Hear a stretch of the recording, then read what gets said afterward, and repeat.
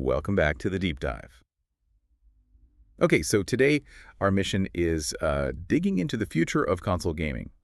We're looking at some surprising, well, hints Sony's dropped about the PlayStation 6 or, Okay. whatever they end up calling it.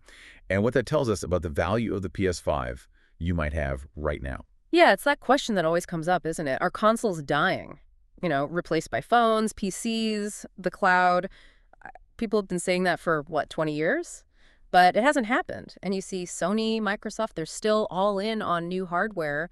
It's key to their whole ecosystem, And really. it's working for them big time. We found this pretty stunning fact, the PS5 generation, it's already pulled in more profit than the PS2 and PS3 combined. Wow. Yeah. Which, really shows you Sony's strength isn't just the tech, it's blending that tech with entertainment people actually want. Definitely. And what's really interesting now is they're already hinting about the next system. Mark Cerny, the architect, and Jack Hune from AMD, they both kind of suggested it's heading in a totally different direction. Okay, a different direction. So less about just boosting the raw numbers, the gigahertz and stuff, more about Yeah. smart design, optimization. A bit like that jump from PS3 to PS4, maybe. Exactly. I think that's the right way to think about it. Optimization is the key word. We're probably looking at what, 2027, maybe 2028 for release. And the system's getting smarter. We're talking machine learning here, which is basically, clever AI focused on efficiency. Right, AI. So if the PS6 doesn't look like massively more powerful on a spec sheet, how does this smart tech actually make games better for you? They're talking about PSSR, for instance, PlayStation Super Resolution. What's that about? Think of it like AI upscaling, but really advanced. PSSR uses machine learning to take a lower res image, maybe 1080p, and intelligently make it look sharp at 4K, maybe even 8K. It figures out where the system's working hard and competes intelligently to boost image quality without needing way more raw power.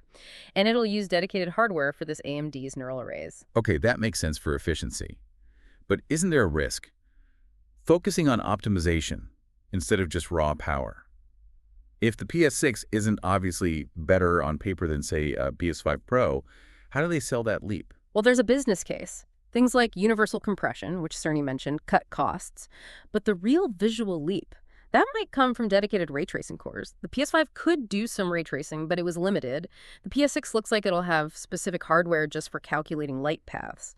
That means much more realistic lighting, reflections, stuff that's really demanding now. So they trade brute force for specific quality boosts. Gotcha. That kind of connects the dots. Okay, let's pivot back to right now. The PS5. It's hitting year 5, right? 80 million sold. It's clearly the main stage for big games for a while yet. And that fast SSD architecture, that's foundational for whatever comes next too. Absolutely. The party's definitely not over for the PS5. That SSD is crucial. It's what allows that super fast data streaming, the instant world switching in Ratchet and Clank, Rift Apart, or Spider-Man 2. That tech is still amazing. And the games keep coming. Big exclusives like Dead Stranding 2 on the beach, which looks wild. Plus Wolverine is on the horizon, probably late 2026, early 2027.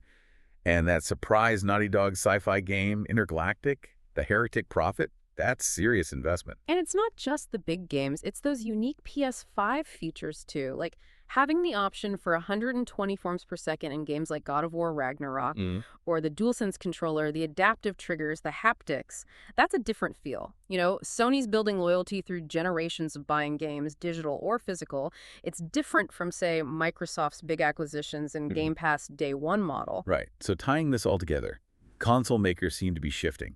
Less raw power focus, more optimization. Scalability is getting huge, isn't it? Okay. Especially with things like the Switch 2 setting a baseline at the lower end.